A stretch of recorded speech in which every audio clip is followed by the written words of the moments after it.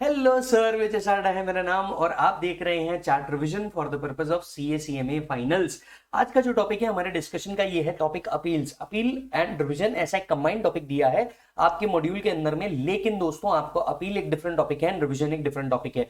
0 से 6 मार्क तक का रेंज रखता है ये टॉपिक। और हाँ, इसके अंदर में फ्रीक्वेंट अमेंडमेंट्स तो नहीं, बट हाँ अमेंडमेंट्स होते रहते हैं, यस और नो। लेकिन इसको एक बहुत लॉजिकल सीक्वेंस के साथ आपको पढ़ना जरूरी है।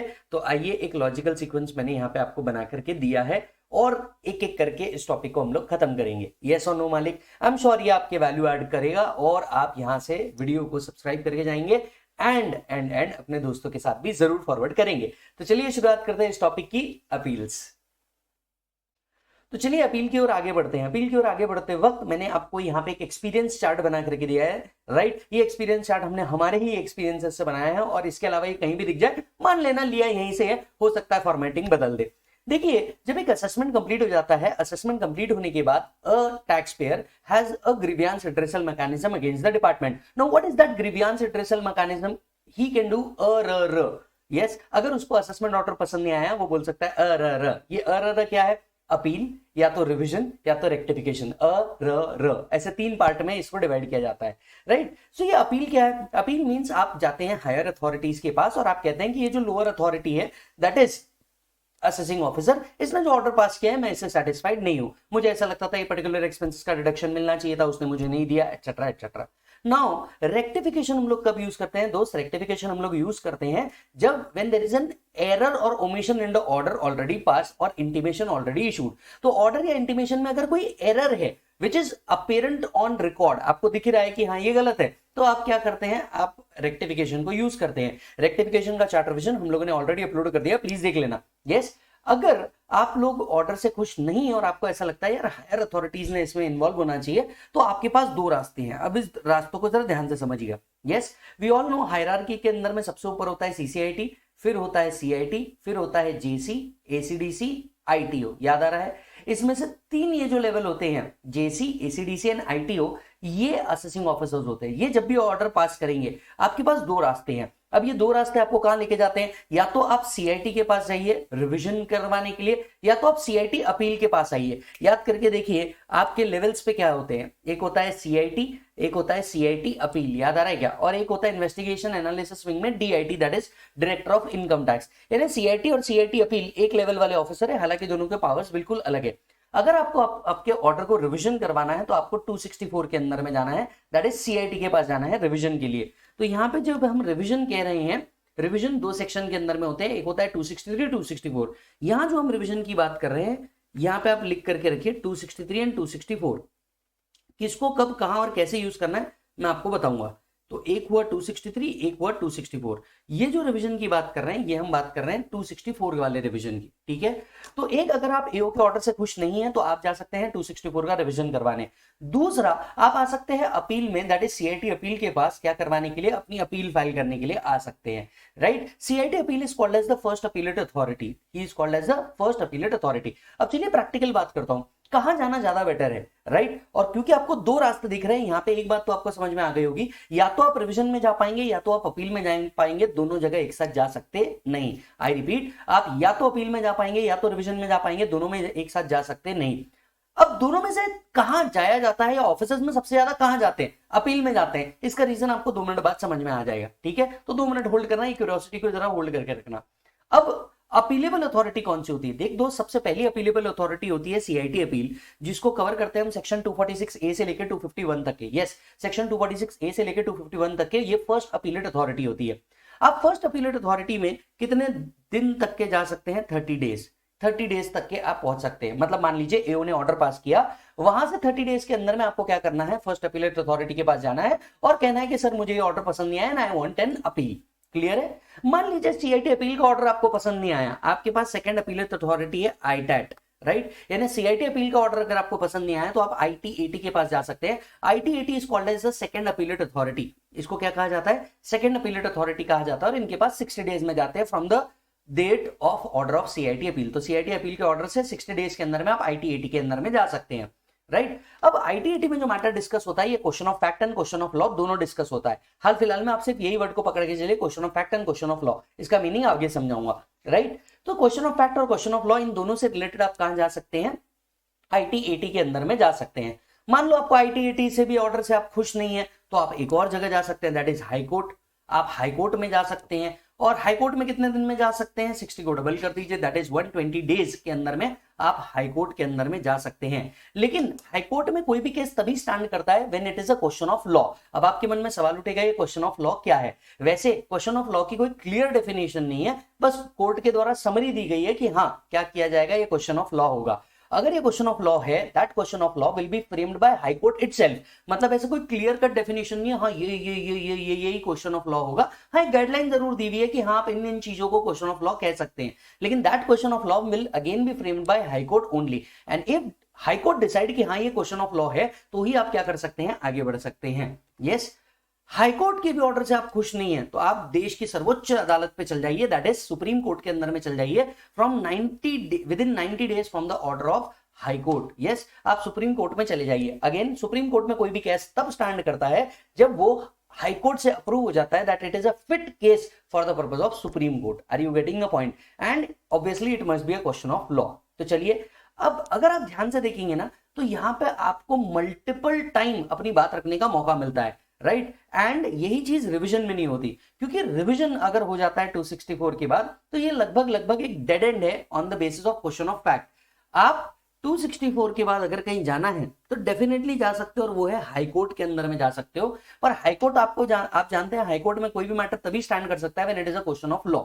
तो अगर देखा जाए तो लगभग अगर कोई एसएससी सिलेक्ट करता है कि यार मैं क्या करूंगा, मैं असेसमेंट ऑर्डर के बाद रिवीजन के अंदर में चल जाऊंगा, तो प्रैक्टिकली वो एक डेड एंड के तरफ जा रहा है, राइट। सपोज अगर एक क्वेश्चन ऑफ फैक्ट के बेसिस पे है तो ये एक डेड एंड पे आ गया, unless and until this question is a question of law और it's a question which is accepted by high court as a question of law, you can not go further. और इसी के लिए maximum time officers के अंदर में revision को prefer नहीं किया जाता, अपील को प्रेफर किया जाता है, क्योंकि अपील में मान लीजिए आप सीआईटी अपील में हार भी गए तो you have one more authority, that is ITAT to put your words yes और नो। उसके बाद हाई कोर्ट है, उसके बाद सुप्रीम कोर्ट है। इसीलिए आप मैक्सिमम ऑफिसर्स के अंदर में देखेंगे कि रिवीजन को सिलेक्ट ना करके किसको सिलेक्ट किया जाता है, अपील को सिलेक्ट किया जाता है। और इसीलिए एग्जाम में भी आपको अपील के ऊपर ज्यादा क्वेश्चन मिलते हैं, ना कि रिवीजन के ऊपर। यस और नो। हालांकि टॉपिक एक ही होने के कारण मॉड्यूल में आपको इसका कंबाइंड क्वेश्चन भी बहुत बार देखने को मिलता है। ये कंबाइंड क्वेश्चन कैसा होगा, करते हैं आगे डिस्कस, राइट। तो चलिए एक बार आपको कंसेप्ट बता दीजिए, एओ असेसमेंट ऑर्डर पास करेगा, आपको वो असेसमेंट ऑर्डर पसंद नहीं आया, आपके पास दो रास्ते हैं। क्या दोनों रास्तों पे मैं एक साथ चल सकता हूं? नहीं, आप या तो रिवीजन में जा सकते हैं या तो अपील में जा सकते हैं। अगर आपने डिसाइड किया आपको अपील में जाना है तो आपकी फर्स्ट अपीलेट अथॉरिटी कौन है? CIT appeal. If you are not satisfied with the order of CIT appeal you can go to ITAT। If you are not satisfied with the order of ITAT you can go to high court, and even if you are not satisfied with the order of high court you can go to supreme court, and we all know the decision passed by supreme court became law of land। तो आप उसके आगे कहीं जा नहीं पाएंगे।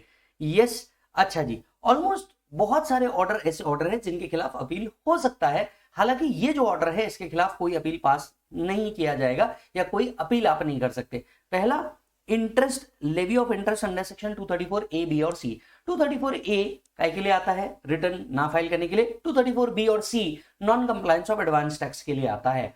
आप ये जो इंटरेस्ट है ये मैंडेटरी इंटरेस्ट होता है साहब, और इसके खिलाफ कोई अपील पॉसिबल नहीं होती। Second, order of settlement commission and authority of advance ruling. तो एडवांस रूलिंग अथॉरिटी या सेटलमेंट कमीशन ऑर्डर के अगेंस्ट में कहां नहीं जा सकते थे बेटा? अपील के अंदर में नहीं जा सकते थे। फिर 264 का ऑर्डर, जैसे कि मैंने कहा कि अगर आप रिवीजन में चले गए हैं तो आप अपील में नहीं आ सकते। तो आपने अगर 264 के अंदर में रिवीजन ऑर्डर ले लिया है और आपको पसंद नहीं आया, देयर इज नो चांस कि आप कहां आ जाए, CIT में आ जाए, रिवीजन में आ जाए। And last, order of ITAT when it is a question of fact. अगर मैटर क्वेश्चन ऑफ फैक्ट का है तो ITAT is the last authority, question of fact को लेकर के आप ऊपर नहीं जा सकते। यस और नो, चेक कर लीजिए।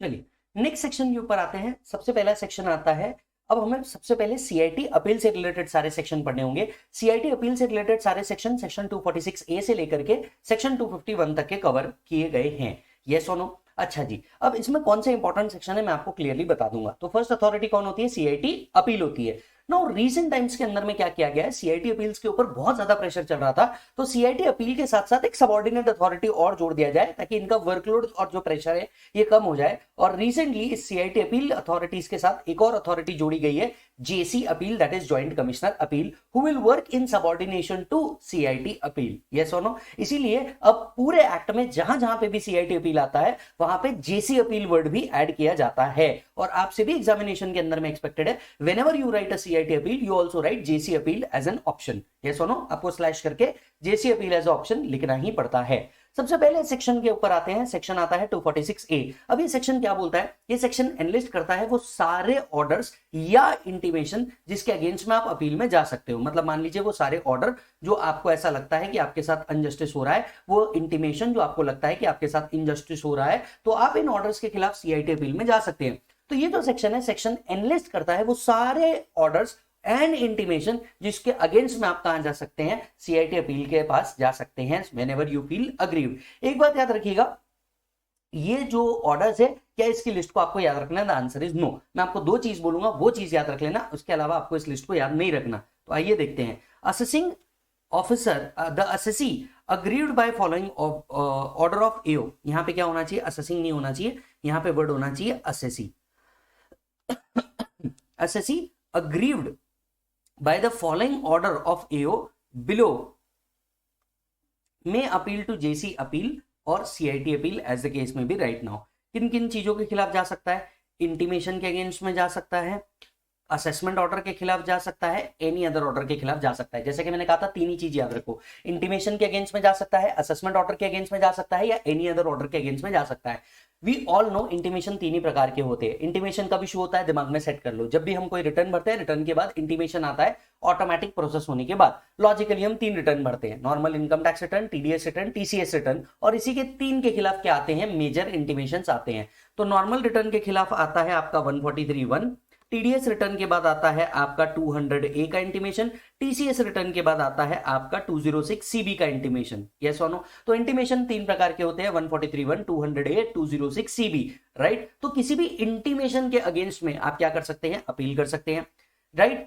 नेक्स्ट, अगर आपको असेसमेंट ऑर्डर पास हो चुका है तो आप असेसमेंट ऑर्डर के खिलाफ भी क्या कर सकते हैं? अपील कर सकते हैं। मेजरली असेसमेंट ऑर्डर कौन से होंगे? या तो रेगुलर असेसमेंट 143(3), या तो फिर बेस्ट जजमेंट असेसमेंट 144, या तो फिर रीअसेसमेंट या इनकम एस्केपिंग असेसमेंट 147, या फिर रेक्टिफिकेशन ऑर्डर जो AO ने पास किया है। यस, रेक्टिफिकेशन ऑर्डर जो AO ने पास किया है, इसके खिलाफ भी आप अपील कर सकते हैं।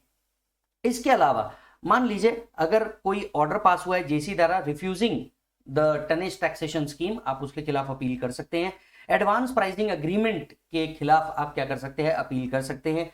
163 में treating a person as agent of non resident, अगर मान लीजिए आपको agent of non resident declare किया गया है, इसके खिलाफ आप अपील कर सकते हैं। Order pass under 170 for succeeding of business otherwise than on death, तो सक्सेशन के केस में अगर आपको कोई ऑर्डर पास किया गया है तो आप अपील कर सकते हैं। HUF के पार्टीशन ऑर्डर के अगेंस्ट में आप अपील कर सकते हैं। Order under section 201 for failure to deduct TDS, मान लीजिए अगर आपको असेसिन डिफॉल्ट माना गया है एज पर सेक्शन 201, तो इस ऑर्डर के खिलाफ आप अपील कर सकते हैं। Order determining refund under section 237 और 237A, रिफंड ऑर्डर अगर आपको आया है and you are not satisfied with the refund order, तो आप अपील कर सकते हैं। रिसेंटली फाइनेंस एक्ट 2024 के तहत एक और वर्ड ऐड किया गया था, राइट? मैं आपको एक पॉइंट समझाता हूं।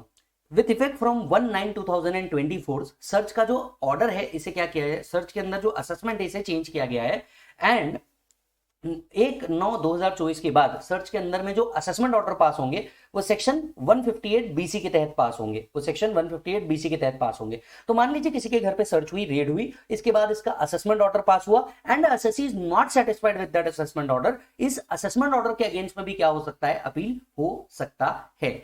अब पॉइंट क्या था? इसे 1/9 से ही क्यों लाया गया? Because before 1/9/2024 whenever there was search के बाद जो असेसमेंट होता था वो असेसमेंट होता था सेक्शन 147 के अंदर में, और 1/9/2024 के बाद जो असेसमेंट है इसके बाद के जो सर्च है ये डिफरेंट सेक्शन के अंदर में कवर होने लग गए, ब्लॉक असेसमेंट के अंदर में कवर होने लग गए, और इसीलिए यहां पे भी इंट्रोडक्शन करना पड़ा। So because of the change in the chapter search there is a change in the chapter appeal. Yes, तो अब क्योंकि सर्च के बाद जो असेसमेंट होता है वो ब्लॉक असेसमेंट होता है और ना कि 147 वाला असेसमेंट होता है, इसीलिए सर्च के बाद जो ऑर्डर पास होगा वो ऑर्डर अगर आपको पसंद नहीं आ रहा तो आप क्या कर सकते हैं? इसके अगेंस्ट में भी अपील कर सकते हैं। ये विद इफेक्ट फ्रॉम 1/9/2024 ही क्या किया गया है, इंट्रोड्यूस किया गया है। एन ऑर्डर इंपोजिंग पेनल्टी, अगर आपके ऊपर पेनल्टी ऑर्डर आया है और आपको पसंद नहीं आ रहा है तो आप इसके खिलाफ भी क्या कर सकते हैं, अपील में जा सकते हैं। देखिए अब सवाल उठता है कि क्या लॉजिकली क्या आपको इतनी बड़ी लिस्ट याद रखनी चाहिए? The answer is no. Yes, examiner बिल्कुल आपसे ये एक्सपेक्ट नहीं कर रहा कि आप इतनी बड़ी लिस्ट याद रखें, पर हाँ मोटे मोटे तौर पे 3 चीजें याद रखें। पहला, इंटीमेशन के अगेंस्ट में आप अपील कर सकते हैं, असेसमेंट ऑर्डर के अगेंस्ट में आप अपील कर सकते हैं, रेक्टिफिकेशन ऑर्डर के अगेंस्ट में आप अपील कर सकते हैं, पेनल्टी ऑर्डर के अगेंस्ट में आप अपील कर सकते हैं। ये 3 से 4 चीज भी याद रख लोगे तो भी चलेगा। रादर मैं तो कहता हूं लिख लो, किस किस के खिलाफ कर सकते हो? सर इंटीमेशन के अगेंस्ट में कर सकते हैं, राइट। दूसरा, सर असेसमेंट ऑर्डर के अगेंस्ट में कर सकते हैं। तीसरा, सर रेक्टिफिकेशन ऑर्डर के अगेंस्ट में कर सकते हैं। चौथा, सर पेनल्टी ऑर्डर के अगेंस्ट में कर सकते हैं। ठीक है, ये 4 भी याद रखोगे तो भी चल जाएगा। क्लियर है? और क्योंकि अमेंडमेंट है, आप ये याद रख सकते हो, जो सर्च ऑर्डर निकला है, राइट, जो सर्च होने के बाद असेसमेंट ऑर्डर निकला है, इसको सर्च ऑर्डर नहीं, आफ्टर सर्च असेसमेंट ऑर्डर बोलते हैं, 158 BC, तो इसके खिलाफ भी आप कर सकते हो। आपको लिखना है तो ये 5th पॉइंट के अंदर में ऐड कर दीजिए, या यहाँ पे एक सीधे लिख दीजिए जो भी कोई अमेंडमेंट आया होगा वो ऑर्डर, और एज ऑफ नाउ इसको एरो आप कर सकते हैं। यस और नो? अच्छा, अब एक और अमेंडमेंट था, ये तो खैर लास्ट ईयर का भी था और इस ईयर में भी दिया हुआ है। No appeal shall be filed before joint commissioner appeal if order is passed by और with prior approval officer above the rank of DC, है ना। कोई अपील फाइल नहीं की जाएगी ज्वाइंट कमिश्नर अपील के सामने अगर कोई ऑर्डर पास किया गया है with prior approval of the officer above the rank of deputy commissioner. तो डेप्यूटी कमिश्नर के ऊपर लेट्स से ज्वाइंट कमिश्नर या उसके ऊपर वाली अथॉरिटी ने कोई ऑर्डर पास किया है तो उस ऑर्डर के अगेंस्ट में आप JC अपील में नहीं जा सकते। बस इतनी सी बात लिखी है।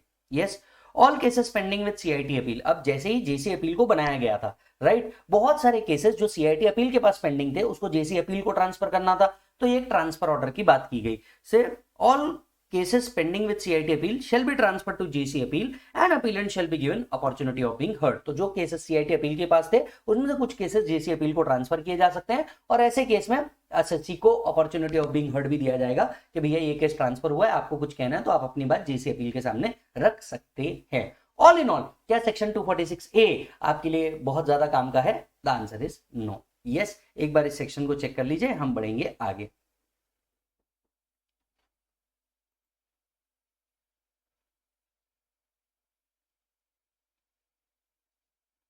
चलिए नेक्स्ट सेक्शन की शुरुआत कर लेते हैं। The next section which is coming is section 249। अब आपके मन में एक सवाल उठेगा, सर व्हाट अबाउट 247, 248? ये दोनों एग्जिस्ट ही नहीं करते। यस, इसीलिए 246 के बाद आप अपने मॉड्यूल्स में भी 249 को ही पाएंगे। अब सेक्शन 249 क्या बताता है? Form and limitations of appeal. Forms and limitations of appeal, कि अपील कौन से फॉर्म के अंदर में की जाती है, क्या टाइम लिमिट्स के अंदर में की जाती है, और क्या क्या आपको करना होता है वाइल फाइलिंग एन अपील। क्या इस क्वेश्चन को भी पूछा जाता है? देखिए ओल्ड सिलेबस के अंदर में पूछा जाता था, अब तो ये भी पूछना बंद कर चुका है। तो अगेन 249 को मैं नॉन इंपॉर्टेंट को स्ट्राइक करता हूं।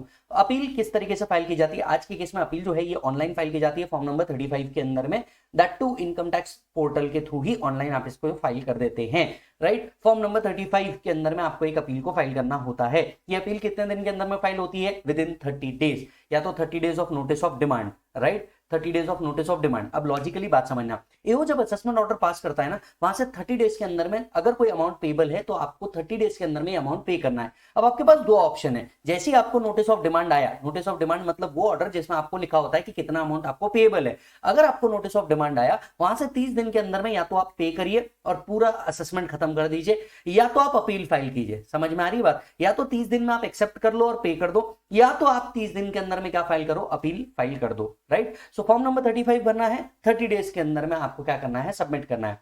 क्या जो आप अपील फाइल करेंगे ये फ्री में हो जाएगी? देखिए सरकारी काम बहुत कम केसेस में फ्री में होता है, तो अपील फ्री में फाइल नहीं होती। इसके साथ साथ आपको क्या करना पड़ता है? फीस देनी पड़ती है। सर फीस कितनी है?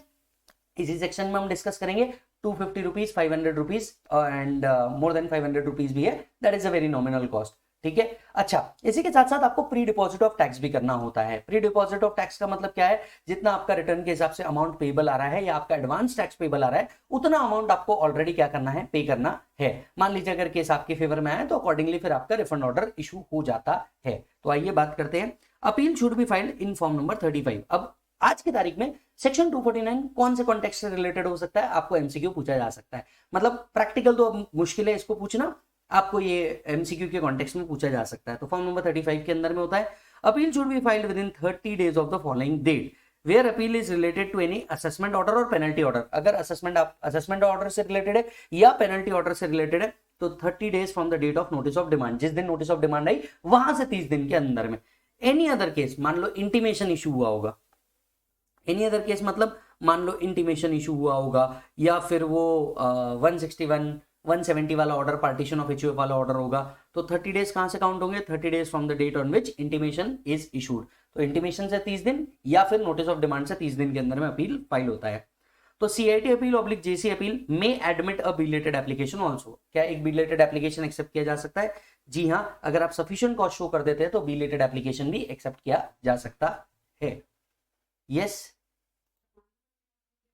Yes, assessee has to pay pre deposit of tax. अभी प्री डिपॉजिट ऑफ टैक्स क्या होता है?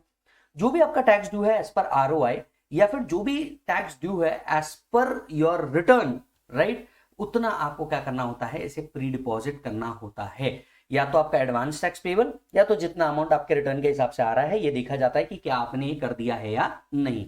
सो assessee has to pay pre deposit of tax, no interest is payable. इस पे कोई इंटरेस्ट की जरूरत नहीं, सिर्फ टैक्स को आपको क्या करना पड़ता है, पे करना पड़ता है। तो इस तरीके से क्या होती है, अपील फाइल होती है। अब सवाल उठता है कि ये जो अपील है इसके साथ साथ आपने सर कहा था फीस भी देनी होती है। हाँ जी, फीस देनी होती है। इधर आइए, कितनी फीस देनी होती है। अब इस फीस के टेबल में मैंने स्पेस बचाने के लिए सीआईटी अपील को अपील करते वक्त कितनी फीस देनी है और आईटीएटी को अपील करते वक्त कितनी फीस देनी है वो भी लिखा हुआ है, राइट। तो आप इसे एज ऑफ नाउ जब सीआईटी पढ़ रहे हैं तो सिर्फ इस फीस को रिफर करेंगे।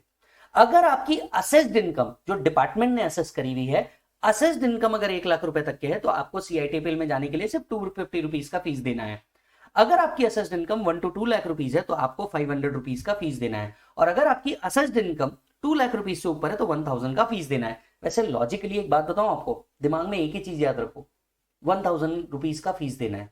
अब ऐसा क्यों बेटा? वो ऐसा इसलिए क्योंकि अगर 2 लाख के नीचे का केस होगा, बिलो बेसिक एग्जम्पशन लिमिट है, क्यों ही कोई व्यक्ति अपील के अंदर में जाएगा। Are you getting the point? तो लॉजिकली आप 1000 का ही फीस याद रखिए, उस काम का तो है ही नहीं।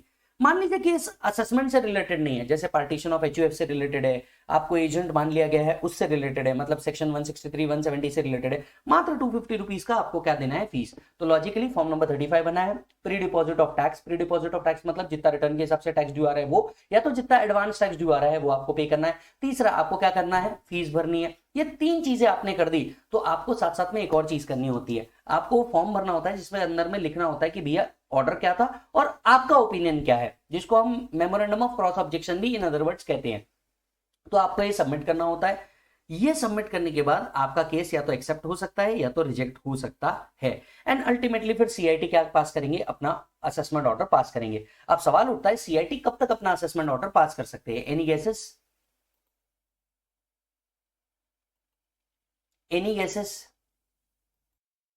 चलिए मैं बताता हूं। CIT appeal has to decide the case within 1 year from the end of financial year in which appeal is filed। तो CIT को अपना ऑर्डर पास करना है, जो भी ऑर्डर उसको पास करना है विद इन 1 ईयर। ये 1 ईयर के आगे आप लिख दीजिए 1 year from the end of financial year in which order is passed. तो जब भी ऑर्डर पास हुआ है, ऑर्डर इज पास की जगह from 1 year from the end of financial year in which appeal is made is the right thing, in which appeal is filed। 1 year from the end of financial year in which appeal is filed।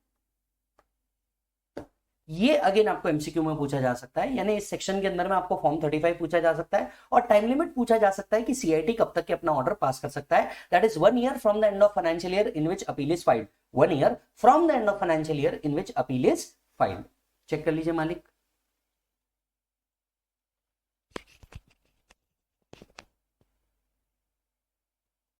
चलिए next section के ऊपर चलते हैं। Next section is power of CIT appeal. ये section important है और आपको पूछा जा सकता है when it comes to CIT appeal. ये सेक्शन इंपॉर्टेंट है। यस, सीआईटी अपील क्या क्या कर सकते हैं जब असेसमेंट ऑर्डर के अगेंस्ट में मान लीजिए असेसमेंट ऑर्डर आया, असेसमेंट ऑर्डर के अगेंस्ट में आपने अपील फाइल की, तो अब सीआईटी क्या क्या कर सकते हैं? पहला, वो कंफर्म कर सकते हैं।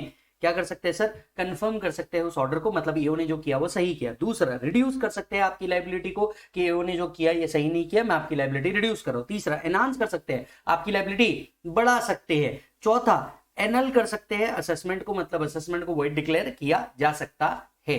यस, असेसमेंट को वॉइड डिक्लेयर किया जा सकता है। आप इसको शॉर्टकट में याद रख सकते हैं सर, एकड़ के पावर है, कितने एकड़? 1 एकड़ के पावर है। ACRE, anal the assessment, confirm the assessment, reduce the assessment, enhance the assessment. यहां पे अमेंडमेंट आया है और ये अमेंडमेंट आया है विद इफेक्ट फ्रॉम 1/10/2024। ये अमेंडमेंट आया है और ये अमेंडमेंट आया है 1/10/2024 से। अमेंडमेंट क्या है मैं बताता हूं। मान लीजिए एओ ने असेसमेंट किया 144 के अंदर में, एओ ने असेसमेंट किया सेक्शन 144 के अंदर में, और इस 144 के अगेंस्ट में आपने क्या किया? आपने अपील कर दी सीआईटी अपील को। अब सीआईटी अपील यहां पे एक और पावर है, काम कर सकता है, और वो ये है कि जो असेसमेंट बेस्ट जजमेंट असेसमेंट उसने किया है वो उसे सेट असाइड करके आपको फ्रेश असेसमेंट ऑर्डर कर सकता है। तो ये एक एडिशनल पावर है जो जोड़ा गया है 1/10/2024 से। So with effect from 1/10/2024, whenever a AO has passed the assessment order under 144, that is best judgment assessment, and the matter goes to CIT appeal. CIT appeal can set aside the assessment, that is best judgment, the best judgment assessment, and can order a fresh assessment. So where an appeal is against the best judgment assessment order under 144, he may also set aside the assessment and refer case back to the AO for making the fresh assessment. तो generally वो ACRE तो कर ही सकता है, that is annul the assessment, confirm the assessment, reduce the assessment और enhance the assessment. 144 के order में वो एक और चीज कर पाएगा, that is refer back the case to AO if the matter is related to 144. दूसरा है पेनल्टी ऑर्डर। पेनल्टी ऑर्डर के अगेंस्ट में क्या कर सकता है? He can confirm the penalty order की जो पेनल्टी लगाई है ये बिल्कुल सही लगाई है। कैंसल सच ऑर्डर, वो उस पेनल्टी ऑर्डर को कैंसिल भी कर सकता है, राइट? और इधर वे टू एनहांस और reduce the penalty, and otherwise वो एनहांस और रिड्यूस भी कर सकता है। लेकिन इस केस में अगर आप ध्यान देंगे तो वो एनल नहीं कर सकता, मतलब वॉइड डिक्लेयर नहीं कर सकता। इसका एक बहुत सिंपल सा लॉजिक है, क्योंकि पेनल्टी ऑर्डर जब भी लगाया जाता है ये बहुत सोच समझ के लगाया जाता है और अपॉर्चुनिटी ऑफ बीइंग हर्ट देने के बाद लगाया जाता है, तो उसे फिर वॉइड डिक्लेयर नहीं किया जा सकता। तो असेसमेंट ऑर्डर के अगेंस्ट में सब कुछ कर सकते हैं, पेनल्टी ऑर्डर के केस में भी सब कुछ कर सकते हैं except annulment. In any other case, मान लीजिए अगर ये इंटीमेशन से रिलेटेड रहा या फिर ये पार्टीशन ऑफ एचयूएफ से रिलेटेड रहा, AO can pass such order as it think fit. फिर उनको जो लग रहा है वो ऑर्डर वो पास कर सकते हैं। तो चलो, असेसमेंट ऑर्डर से रिलेटेड क्या कर सकते हैं? ACRE, anal the assessment, confirm the assessment, enhance the assessment and reduce the assessment. 144 के ऑर्डर के अगेंस्ट में एक और चीज कर सकते हैं, वो क्या है? 1/10/2024 के बाद वो इस ऑर्डर को सेटिसाइड करके फ्रेश असेसमेंट का ऑर्डर दे सकते हैं। When it comes to penalty order, right, reduce कर सकते हैं, कंफर्म कर सकते हैं, एनहांस कर सकते हैं, कैंसिल कर सकते हैं। When it comes to any other order they can pass such order as it deem fit. Yes, check कीजिए। अच्छा, मैं यहां पे एक और चीज आपको बताना चाहता हूं। क्या सीआईटी अपील कोई ऐसे मैटर पे भी डिस्कशन कर सकते हैं which is not a subject matter of appeal? मतलब मान लीजिए एसएससी ने एप्लीकेशन नहीं की थी इस मैटर को डिस्कस करने की, लेकिन असेसमेंट के दौरान सीआईटी को समझ में आया कि हाँ यार ये भी एक मैटर है, राइट? तो क्या भले ही वो मैटर आपको स्पेसिफिकली फॉर्म नंबर 35 में रेफर नहीं किया गया है, पर क्या सीआईटी के पास पावर है कि वो इस मैटर को भी देख सकते हैं which is not specifically mention in the form? Answer is yes, right? तो वो एक पावर भी यहां पे आप लिख लीजिए, CIT can also investigate a matter or consider a matter not mentioned in the form of appeal, अगर वो but comes to his notice, तो उसके नोटिस के अंदर में अगर आया है तो बिल्कुल करा जा सकता है, कोई तकलीफ नहीं है।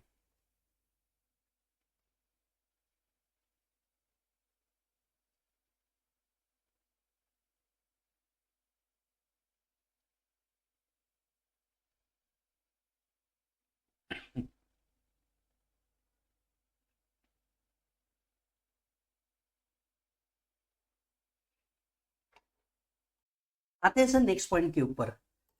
क्या सीआईटी के पास एडिशनल एविडेंस एक्सेप्ट करने का पावर है? अब ये क्वेश्चन सबसे ज्यादा बार पूछा गया है। So TBH, that is to be honest, आपको जो इंपॉर्टेंट पॉइंट लग रहा है ये पहला इंपॉर्टेंट पॉइंट है, और दूसरा ये इंपॉर्टेंट पॉइंट है जब हम सीआईटी अपील की बात करते हैं तो सवाल उठता है कि क्या CIT appeal, for that matter JC appeal right now, क्या एडिशनल एविडेंस एक्सेप्ट कर सकता है क्या?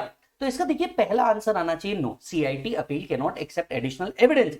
However, Rule 46A in certain cases allows CIT appeal to accept additional evidence which was not brought before AO. Yes. General rule आपने क्या लिखना है? इसका आंसर दो तरीके से लिखा जाता है. पहला आंसर आपको लिखना होता है नहीं, सीआईटी अपील के पास ऐसा कोई राइट नहीं है कि वो एडिशनल एविडेंस एक्सेप्ट कर सके. सेकंड पैराग्राफ में आपको लिखना है however rule 46A permit the CIT appeal और JC appeal to accept additional evidence in following cases. इस तरीके से आपको आपका आंसर फ्रेम करना है. तो सीआईटी अपील इन following cases may admit additional evidence. पहला, where AO has refused to admit additional evidence. अगर AO ने रिफ्यूज कर दिया था असेसमेंट के दौरान कि नहीं, मुझे मैं एडिशनल एविडेंस नहीं लूंगा, तो नहीं हो सकता. Where appellant was prevented by sufficient cost from producing the evidence before the AO. अगर वो उस टाइम पे किसी तरीके से किसी रीजन की वजह से AO के सामने अगर वो प्रस्तुत नहीं कर पाया था, अब कर सकता है.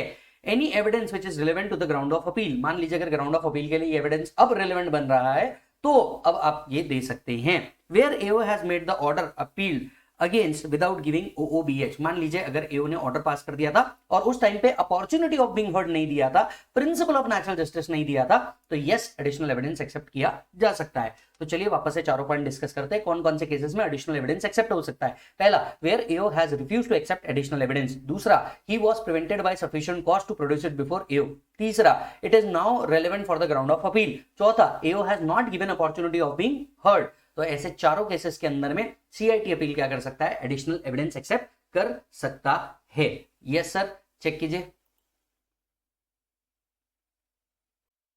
तो चलिए अब हम लोग हमारा कंप्लीट कर चुके हैं सीआईटी अपील वाले सारे प्रोविजन. अब हम बढ़ते हैं कहां बेटा? आईटीएटी के ओर. राइट, आईटीएटी का जो प्रोविजन है बेटा ये 252 से लेकर के 255 तक के डील करता है, जिसमें 254 और 255 सबसे इंपॉर्टेंट है. यस, 252 से लेकर के 255 तक के डील होता है, जिसमें से सबसे ज्यादा क्वेश्चन 254 पे पूछे जाते हैं एंड देन 255 के ऊपर सबसे ज्यादा क्वेश्चन पूछे जाते हैं. यस और नो, राइट. तो वो दो सेक्शन हमारे लिए रिलेवेंट बनेंगे from the point of view of examination. सबसे पहले आता है section 252 constitution of ITAT. ITAT का कॉन्स्टिट्यूशन किस तरीके से हुआ है? देखो बहुत ओल्ड टू ओल्ड सिलेबस के अंदर में ये सवाल पूछा जाता था, इसीलिए आप जो हमारा क्वेश्चन बैंक भी देखेंगे उसके अंदर में भी शायद आपको एक आध क्वेश्चन हो सकता है, या पॉसिबल भी है कि मैंने इसको हटा भी दिया हो, क्योंकि ओल्ड टू ओल्ड सिलेबस में पूछा जाता था. क्योंकि आईटीएटी तो फ्रेम हो चुका है, बन चुका है, वर्क कर चुका है, सब हो चुका है. यस, तो ये सेक्शन था सेक्शन 252 जो बताता था आईटीएटी का फ्रेमवर्क किस तरीके से होगा. तो लॉ कहता था आईटीएटी कॉन्स्टिट्यूट सेंट्रल गवर्नमेंट करेगा और ये फंक्शन करेगा under the ministry of law. अब ये जो वर्ड है ना मिनिस्ट्री ऑफ लॉ, इसको एमसीक्यू में पूछा जा सकता है. यस, कहां फंक्शन करेगा? Under the ministry of law. तो एमसीक्यू पॉइंट ऑफ व्यू से ये याद रखना that it will function under the ministry of law. अब इसके अंदर में कौन कौन लोग होंगे सर? प्रेसिडेंट होंगे. प्रेसिडेंट के क्वालिफिकेशंस हाई रखे गए हैं. पहले, either they should be sitting or retired judge of high court. They should be sitting or retired judge of high court. Yes. और senior vice president or one of the vice presidents of ITAT. Right, तो या तो ये sitting या retired जज होने चाहिए high court के जिनको एटलीस्ट 7 इयर्स का एक्सपीरियंस है, या तो ये वाइस प्रेसिडेंट होने चाहिए आईटीएटी के जिनको प्रेसिडेंट पे प्रमोट कर दिया गया है. प्रेसिडेंट के साथ साथ वाइस प्रेसिडेंट्स भी होने चाहिए who is appointed by central government and they will perform such function as may be specified by central government. फिर जुडिशियल मेंबर होना चाहिए who has held the judicial service for 10 years और a member of ILS. तो या तो उन्होंने judicial service at least 10 years के लिए करी हुई होनी चाहिए, या ये मेंबर होने चाहिए इंडियन लीगल सर्विसेज के. फिर कुछ अकाउंटेंट मेंबर चाहिए, either a practising chartered accountant having 10 years of experience और they are the member of income tax services. Right, तो कौन कौन होने चाहिए? प्रेसिडेंट होने चाहिए, वाइस प्रेसिडेंट होने चाहिए, जुडिशियल मेंबर होने चाहिए, अकाउंटेंट मेंबर होने चाहिए. ये पूरे के पूरे क्या कॉन्स्टिट्यूट करते हैं? आईटीएटी को कॉन्स्टिट्यूट करते हैं. चलिए नेक्स्ट सेक्शन के ऊपर आएंगे. नेक्स्ट सेक्शन है सेक्शन 253. आपको याद है 246A जैसे बताता था कौन कौन से ऑर्डर के अगेंस्ट में आप सीआईटी अपील के पास जा सकते हैं. सेक्शन 253 भी वही काम करता है. ये एनलिस्ट करता है लिस्ट ऑफ ऑर्डर जिसके अगेंस्ट में आप आईटीएटी में जा सकते हैं. और जैसे कि मैं आपको पहले भी कह चुका हूं, ये लिस्ट याद रखने की जरूरत नहीं है. मोटे मोटे तौर पे 3 से 4 पॉइंट बता दूंगा, वो याद रख लेना. इनके खिलाफ आप आईटीएटी में जा सकते हैं. तो कौन कौन से अपीलेबल ऑर्डर है? राइट, आप सीआईटी अपील के ऑर्डर के अगेंस्ट में जा सकते हैं. तो जो ऑर्डर सीआईटी अपील ने पास किया आपको पसंद नहीं आया, आप सेकंड अपीलेट अथॉरिटी पे चल जाइए आईटीएटी. राइट, सीआईटी के इन ऑर्डर के अगेंस्ट में आप जा सकते हैं, दैट इज रिफ्यूजिंग और कैंसिलिंग रजिस्ट्रेशन। मान लीजिए सीआईटी ने कोई ट्रस्ट कैंसिल कर दिया, आप इसके अगेंस्ट में आईटीएटी में जा सकते हैं। एटीजी में रिफ्यूजल देने से, एटीजी में ग्रांट या अप्रूवल देने से मना कर दिया, इसके खिलाफ आप जा सकते हैं। 263 के रिवीजन ऑर्डर के खिलाफ आप क्या कर सकते हैं, आईटीएटी में जा सकते हैं। 263 के रिवीजन ऑर्डर के खिलाफ आप आईटीएटी में जा सकते हैं। 270 के पेनल्टी ऑर्डर के खिलाफ आप जा सकते हैं। इतना मत याद रखो, एक शब्द में याद रखो, सीआईटी के ऑर्डर के अगेंस्ट में आप जा सकते हैं, सीआईटी अपील के ऑर्डर के अगेंस्ट में आप जा सकते हैं, है ना। सेक्शन 154 रेक्टिफिकेशन ऑर्डर के अगेंस्ट में आप आईटीएटी में जा सकते हैं। रिसेंटली 1/10/2024 के बाद आप 158 BFA सर्च के बाद जो असेसमेंट ऑर्डर होती है उस ऑर्डर के अगेंस्ट में आप क्या कर सकते हैं, आईटीएटी में जा सकते हैं। फिर 1023 का अप्रूवल अगर विड्रॉ कर दिया गया है, रिफ्यूज कर दिया गया है, उसके अगेंस्ट में जा सकते हैं। टनेज टैक्सेशन स्कीम से आपको एक्सक्लूड किया है, उसके अगेंस्ट में जा सकते हैं। या डीआरसी ऑर्डर जो 144C में इशू किया गया है, इसके अगेंस्ट में आप आईटीएटी में जा सकते हैं। सीधे शब्दों में कहूं, तीन ही बातें याद रखो, बोलो कौन सी। पहला, सीआईटी अपील के ऑर्डर के अगेंस्ट में जा सकते हो, सीआईटी अपील के ऑर्डर के अगेंस्ट में जा सकते हो जिसमें 263 को याद रखो, और तीसरा अदर स्पेसिफाइड ऑर्डर के अगेंस्ट में जा सकते हो। यस। अच्छा, अब कुछ बातें याद रखनी पड़ेगी। सेक्शन 254 का ऑर्डर फाइनल है और उसके खिलाफ कोई अपील पॉसिबल नहीं है, मतलब क्वेश्चन ऑफ फैक्ट को लेकर के जो लास्ट अथॉरिटी है वो कौन सी बनेगी बेटा, बोलो, आईटीएटी। उसके खिलाफ कोई पॉसिबल नहीं है। हाईकोर्ट में आप तभी जा पाएंगे when it is a question of law, otherwise आप नहीं जा पाएंगे, राइट। अच्छा जी, यहां एक अमेंडमेंट आया है, आईटीएटी कब तक के अपना ऑर्डर पास कर सकती है। यहां अमेंडमेंट आया है तो अमेंडमेंट को प्लीज ध्यान से देखना, राइट। जनरली आईटीएटी अपना आईटीएटी को फाइल कब किया जा सकता है, जनरली आईटीएटी का फाइलिंग कब तक के हो सकता है, विद इन 60 डेज। आईटीएटी को आप क्या करते थे, जब भी ऑर्डर आता था, ऑर्डर से 60 डेज के अंदर में आप आईटीएटी में अपना एप्लीकेशन फाइल करते थे, राइट। तो अब कब तक के अपना फाइलिंग कर सकते थे आईटीएटी को, आईटीएटी को फाइलिंग कर सकते थे आप 60 days from the date of order, with effect from 1/10/2024। यहां आ रहा है अमेंडमेंट, विथ इफेक्ट फ्रॉम 1/10/2024 यहां आ रहा है अमेंडमेंट। और अब आपका जो एप्लीकेशन करना है आईटीएटी को, वो कब तक के हो पाएगा, 2 months from the end of the month from the communication of order. जिस मंथ में आपको ऑर्डर कम्युनिकेशन हुआ उस मंथ के एंड से 2 मंथ। ये जो अमेंडमेंट आ रहा है ये 1/10 से आ रहा है, मतलब आपको ओल्ड टाइम लिमिट और न्यू टाइम लिमिट दोनों याद रखनी पड़ेंगी। 1/10 के पहले तक के आप आईटीएटी में कब तक एप्लीकेशन कर सकते थे, विद इन 60 डेज। 1/10/2024 और उसके बाद कभी भी आप आईटीएटी में कब एप्लीकेशन कर पाओगे, 2 months from the end of the month in which communication of order is made. Clear है क्या। मान लीजिए इसमें डिले हुआ तो आईटीएटी डिले कंडोन कर सकता है, बिल्कुल कर सकता है, कोई तकलीफ नहीं है। आप जाकर के बोलिए हुजूर मेरे से गलती हो गई, माफ कर दो, माफ किया जा सकता है। यस और no. In search requisition appeal shall be filed within 30 days rather than 60 days, right. हालांकि कुछ केसेस में ही ये पावर है, हर केसेस में ये पावर नहीं है, तो ये याद रखिएगा। इसको हाल फिलहाल में आप अवॉइड भी करोगे तो भी चलेगा। एओ और SSC with in 30 days of the receipt of notice can file memorandum of cross objection. जब भी आपको क्या आता है, आप आईटीएटी में एप्लीकेशन करते हैं, आईटीएटी क्या करता है, जो दूसरी पार्टी होती है उसको डिटेल देता है कि आपके खिलाफ इस तरीके से अपील फाइल हुई है, and you just file a memorandum of cross objection. तो जो अदर पार्टी होती है, अदर पार्टी को राइट मिलता है कि वो क्या कर सकते हैं, memorandum of cross objection file कर सकते हैं।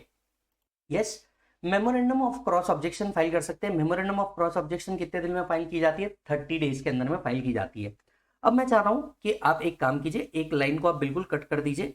खैर क्योंकि नए सर्च के प्रोविजन आ चुके हैं तो अभी आपके लिए रेलेवेंट भी नहीं बनेगा, इसको आप कट कर दीजिए, अननेसेसरी कंफ्यूजन आपको नहीं चाहिए। तो आईटीएटी में अपील कब तक के फाइल की जा सकती है, बिफोर 1/10/2024 60 डेज के अंदर में की जा सकती थी। ऑन और आफ्टर 1/10/2024 अपील कितने दिन में की जा सकती है, 2 months from the end of the month in which order is communicated to you. अब जैसे आपने आईटीएटी को दिया, आईटीएटी अदर पार्टी को बोलती है you have a right to file the memorandum of cross objection. Memorandum of cross objection कितने दिन में दिया जा सकता है सर, 30 days के अंदर में दिया जा सकता है। अब एक और सवाल आता है, आईटीएटी में हम किस तरीके से एप्लीकेशन करेंगे। आईटीएटी में आपको करना होता है फॉर्म नंबर 36 के अंदर में एप्लीकेशन। तो ध्यान से सुनिए, सीआईटी अपील के लिए फॉर्म नंबर 35 था, आईटीएटी के लिए फॉर्म नंबर 36 है। आप फॉर्म नंबर 36 भरेंगे, जिसके साथ साथ आपको स्टेटमेंट ऑफ फैक्ट्स देना होगा कि क्या इशू था, किस तरीके से मैटर था, क्या केस था। फिर आपको ग्राउंड ऑफ अपील बताना पड़ेगा कि आप क्यों अप्लाई करना चाहते हैं, आपका पॉइंट ऑफ व्यू क्या है। फिर कॉपी ऑफ ऑर्डर जिसके खिलाफ आप अपील कर रहे हैं वो देना पड़ेगा, और साथ साथ में आपको नहीं लगता आपको फीस भी देनी पड़ेगी? यस, मैंने आपको बताया था, फीस के टेबल को मैंने यहाँ पे समराइज कर रखा है, आपको फीस भी देनी पड़ेगी। यानी क्या करना होगा, सबसे पहले फॉर्म नंबर 36 भरना होगा। फॉर्म नंबर 36 में ground of appeal, statement of appeal, memorandum of cross objection if any, and copy of order देना होगा। इसके साथ साथ आपको फीस देनी होगी। फीस अगेन डिपेंड करती है आपकी असेसेबल इनकम कितनी है। देखिए मैं तो सीधा कहता हूं, आप सीधा ये 2 लाख के ऊपर वाला ही फीस याद रखो, बाकी तो आपको याद रखना ही नहीं चाहिए, क्योंकि 2 लाख से नीचे वाला मैटर रहेगा तो मैटर होगा ही नहीं। ये पर्टिकुलर पार्ट अमेंड होना चाहिए, पर आई डोंट नो क्यों अमेंड नहीं हो रहा। अगर आपकी असेसेबल इनकम 1 लाख रुपए तक की है, the fees is 500 rupees. 1 lakh to 2 lakh है, फीस इज 1500 रुपीज। और मैटर अगर 2 लाख के ऊपर का है, आपकी असेस्ड इनकम 2 लाख रुपीज के ऊपर की है, तो 1% of assessed income but maximum up to rupees 10,000 is the fees. अगर ये मैटर असेसमेंट से रिलेटेड नहीं है, right, let's say penalty order से रिलेटेड है, या फिर अदर केसेस से रिलेटेड है, the maximum fees is 500 rupees IT-80 में। तो आपको क्या करना है सर, पहले फॉर्म नंबर 36 भरना है, grounds of appeal, statement of appeal, copy of order plus fees आपको क्या करनी है, सबमिट करनी है। कब तक के सबमिट करनी है, 60 डेज के अंदर में from the date of order. 1/10/2024 से आप कब सबमिट करेंगे, 2 months from the end of the month in which order is received. Are you getting the point? Yes, that was section 253. कौन कौन से ऑर्डर के खिलाफ अपील हो सकती है, form and mechanism of appeal. एक बार इसे चेक कर लीजिए। चलिए नेक्स्ट सेक्शन चालू करते हैं। नेक्स्ट सेक्शन है आपका section 254। Section 254 is a very very very important section, और जब मैं ये चार्ट बना रहा था मैंने 255 के भी कुछ पॉइंट इसी में इंक्लूड किए हुए, जैसे ये जो बेंच वाला पॉइंट है ये सेक्शन 255 का आता है, तो मैंने इसी में डाल दिया ताकि आप एक ही जगह उसको पढ़ लो और अलग अलग पढ़ने की जरूरत ना पड़े। अब ध्यान से सुनिए, IT-80 में डिसीजंस किस तरीके से लिए जाते होंगे, बेंच, इस पे सवाल आता है आपको। यस, इस पे सवाल आता है आपको कि डिसीजन कौन लेगा। देखिए जनरल रूल ये है कि एक डिविजनल बेंच डिसीजन लेती है। डिविजनल बेंच में 2 जज होते हैं, जिसमें से एक जुडिशियल मेंबर होता है और एक अकाउंटेंट मेंबर होता है। तो जनरली जुडिशियल बेंच क्या होता है, जनरली जो डिविजनल बेंच है वो IT-80 के अंदर में क्या लेती है, डिसीजंस लेती है। That to the decisions are taken by opinion of majority. If members are equally divided, then matter is referred to president, and president have his opinion, and then on the basis of majority decision is taken, right? So अगर members equally divided है तो ऐसे case में president अपना point रखते हैं, और in that particular case president के ओपिनियन को मान करके फिर से वोटिंग होती है, और फिर जब मेजॉरिटी होती है उसके बेसिस पर डिसीजन होता है। पर क्या सिंगल मेंबर बेंच भी हो सकता है? Answer is yes, single member bench भी हो सकता है। जरूरी नहीं 2 जजेस हो उस मैटर को हैंडल करने के लिए, सिंगल मेंबर बेंच भी हो सकता है, provided total income does not exceed 50 lakh. अगर मैटर 50 लाख के ऊपर का नहीं है तो सिंगल मेंबर बेंच भी बनाया जा सकता है। तो सिंगल मेंबर बेंच बन सकता है अगर मैटर 50 लाख के ऊपर का नहीं है, अदरवाइज जनरली क्या बनेगा, डिविजनल बेंच बनेगा। सर क्या कोई स्पेशल बेंच बन सकता है जहां पे मोर देन 2 जजेस हो? Answer is yes, special bench भी बनाया जा सकता है। फॉर एग्जांपल जैसे अजमल कसाब जी का केस जो था, मैं जी क्यों लगा रहा हूं, अजमल कसाब का केस जो था उसके अंदर में स्पेशल बेंच बनाया गया था 13 लोगों का डिसीजन मेकिंग के लिए। चलिए तो वापस से डिसीजन मेकिंग किस तरीके से होगी, जनरली जो IT-80 में है डिसीजन मेकिंग मेजॉरिटी के बेसिस पे होगी। मैटर डिविजनल बेंच होगा जिसमें एक जुडिशियल मेंबर, एक अकाउंटेंट मेंबर होना ही चाहिए। फिर हमने बात करी कि यार सिंगल बेंच हो सकता है क्या? हाँ जी सर, सिंगल बेंच हो सकता है। अगर टोटल इनकम 50 लाख रुपए से ऊपर नहीं है तो सिंगल बेंच भी हो सकता है। क्या स्पेशल बेंच बनाया जा सकता है? बिल्कुल बनाया जा सकता है, जिसमें मोर देन 2 जजेस होंगे। क्लियर है? हालांकि डिसीजन जो लिया जाएगा वो मेजॉरिटी के बेसिस पे ही लिया जाएगा, है ना। अब आते हैं, क्या IT-80 अपना ऑर्डर रेक्टिफाई कर सकते हैं क्या? मान लीजिए IT-80 ने कोई अपना ऑर्डर पास किया, क्या वो रेक्टिफिकेशन कर सकते हैं क्या? Under section 154 no, under section 154 no. याद करके देखिए, रेक्टिफिकेशन अगर ऑर्डर करना है 154 के अंदर में तो आपका इनकम टैक्स अथॉरिटी होना जरूरी है। IT-80 इनकम टैक्स अथॉरिटी नहीं है। यस, तो इसी के लिए वो 154 में रेक्टिफाई नहीं कर सकती। हालांकि रेक्टिफिकेशन चार्ट में मैंने आपको बोला था कि ये वो सारे पावर रखते हैं जो इनकम टैक्स अथॉरिटी भी रखती है। 154 में रेक्टिफिकेशन नहीं हो पाएगा, 254 में रेक्टिफिकेशन हो जाएगा। तो आइए समझते हैं क्या IT-80 अपना रेक्टिफिकेशन कर सकती है। यस, IT-80 ने जो ऑर्डर पास किया है ये रेक्टिफाई हो सकता है। रेक्टिफिकेशन कैसे हो सकता है? गलती या तो खुद को समझ में आ जाए या दूसरे बता दे, तो स्यू मोटो रेक्टिफिकेशन भी पॉसिबल है, या कोई एप्लीकेशन कर सकता है। सर स्यू मोटो रेक्टिफिकेशन कब तक के हो सकता है? With in 6 month from the end of the month in which order is pass, जिस मंथ में ऑर्डर पास किया वहां से 6 महीने में सुमोटो रेक्टिफिकेशन हो सकता है, या फिर with in 6 month from the end of the month in which application is made. Yes, जब से एप्लीकेशन किया वहां उस मंथ के एंड से 6 मंथ के अंदर में आप क्या कर सकते हैं, रेक्टिफिकेशन ऑर्डर पास कर सकते हैं। इन टोटो रेक्टिफिकेशन ऑर्डर 254 में पास किया जा सकता है विद इन 6 मंथ्स। यस, अच्छा जी, ये तो रेक्टिफिकेशन ऑर्डर हुआ। What about normal order? ITAT के पास जब भी कोई केस गया, आईटीएटी कब तक के अपना डिसीजन दे देगा? Within 4 years, 4 years from the end of financial year in which appeal is filed. तो ये लिखना है आपको 4 ईयर्स। आईटीएटी जनरली अपना डिसीजन कब तक के दे सकता है? 4 years from the end of financial year in which appeal is filed. तो generally CIT appeal 1 year, ITAT 4 year from the end of the financial year in which appeal is filed. Clear है मालिक? तो ITAT अपना decision 4 साल में दे सकता है। Rectification जी हाँ कर सकता है, विद इन 6 मंथ्स कर सकता है, और डिसीजन जनरली कैसे लिए जाएंगे? मेजॉरिटी पे लिए जाएंगे। क्या 254 खत्म हुआ? नहीं, अभी 254 का एक और पार्ट बाकी है, स्टे, जिसके ऊपर बहुत सारे क्वेश्चन आते हैं। यस, चलिए नेक्स्ट पॉइंट पे आते हैं, स्टे ऑफ डिमांड। क्या आईटीएटी स्टे ऑफ डिमांड दे सकता है क्या? अभी स्टे ऑफ डिमांड क्या होता है मैं आपको बताता हूं। मान लीजिए असेसमेंट हुई, और असेसमेंट होने के बाद आपको क्या निकलता है? डिमांड नोटिस निकलता है। क्या इस डिमांड नोटिस पे स्टे लगाया जा सकता है आईटीएटी द्वारा? The answer is yes, ITAT stay order निकाल सकता है। राइट, ये स्टे ऑर्डर मैक्सिमम 180 डेज के लिए निकलेगा। हालांकि स्टे ऑर्डर निकालने से पहले जो भी लाइबिलिटी है उसका 20% जो है ये आपको क्या करना पड़ता है? डिपॉजिट करना पड़ता है। राइट, तो आईटीएटी स्टे दे सकता है। ये स्टे 180 डेज के लिए होगा, और अगर आईटीएटी ने स्टे दिया तो ITAT has to decide the matter within 180 days only. अगर आईटीएटी ने स्टे दिया तो ITAT has to decide the matter within 180 days only. Yes और नो? दूसरी बात, ये जो स्टे है ये तभी देंगे जब जो भी अमाउंट आ रही है उसका एटलीस्ट 20% आईटीएटी के अंदर में डिपॉजिट किया जा सकता हो। यस, क्या ये स्टे जो है 180 डेज का ये एक्सटेंड हो सकता है? आंसर इज यस, ये जो स्टे है 180 डेज का ये मैक्सिमम 365 डेज तक के एक्सटेंड हो सकता है। मैक्सिमम 365 डेज तक के एक्सटेंड हो सकता है।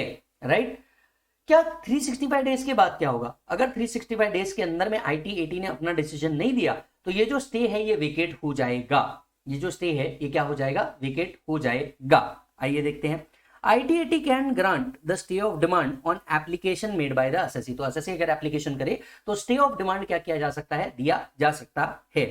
The stay can be granted maximum up to 180 days from the date of such order provided assessee deposit at least 20% of sum payable और furnish the security equal to the amount in respect thereof। या तो आपको 20% amount deposit करनी है या equal to की guarantee देनी है, लेकिन ये स्टे मैक्सिमम कितने दिन का होगा? 180। क्या ये 180 एक्सटेंड हो सकता है? यस। कितने तक के? 365 तक के। The original period of stay plus extended period shall not exceed 365 days. तो original period plus extended period मिला के 365 के ऊपर नहीं जा सकता। Beyond which the order shall stand vacated, और उस केस में ऑर्डर वेकेट हो जाएगा, और वेकेट होने के बाद क्या होगा? असेसी को क्या करना पड़ेगा? जो भी सम ड्यू है वो पे करना पड़ेगा। अब एक और सवाल आता है, मान लीजिए ये जो स्टे आपने कहा कि भैया 365 डेज के अंदर में अगर आईटीएटी ने डिसीजन नहीं लिया तो मेरा जो स्टे है वो वेकेट हो जाएगा। अब मान लो आईटीएटी मेरे को दे ही नहीं रहा, तारीख ही नहीं दे रहा। भैया आईटीएटी है, work as good as court, it is a quasi judicial authority. अब उसने 1 साल तक के मेरा केस डिसाइड ही नहीं किया क्योंकि मेरे को डेट्स ही नहीं आ रही थी।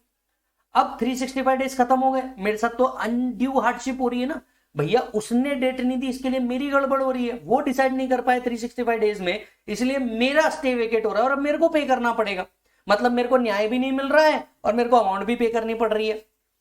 ऐसा मैटर हुआ पेप्सिको इंडिया के साथ भी। पेप्सिको इंडिया ने इसके खिलाफ मैटर उठाया कि उन्होंने कहा कि देखिए 365 डेज में वेकेट हो जाना चाहिए स्टे, मैं मानता हूं, लेकिन ये मेरी गलती के कारण थोड़ी नहीं हुआ। आईटीएटी के पास टाइम नहीं था। ITAT was not having time to decide my case within 365 days। Decision तो उनको लेना है।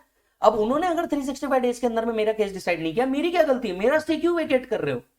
मैटर समझ में आया लॉ मेकर को कि हाँ यार पेप्सिको इंडिया बोल तो सही बात रहा है, और पेप्सिको इंडिया के सुप्रीम कोर्ट जजमेंट के कारण ये डिसाइड हुआ कि जनरली 365 डेज में कोई भी केस क्या हो जाएगा? विकेट हो जाएगा। हाउएवर अगर इसमें गलती असेसी की नहीं है तो स्टे कंटिन्यू रहेगा। अगर इसमें गलती असेसी की नहीं है तो स्टे कंटिन्यू रहेगा।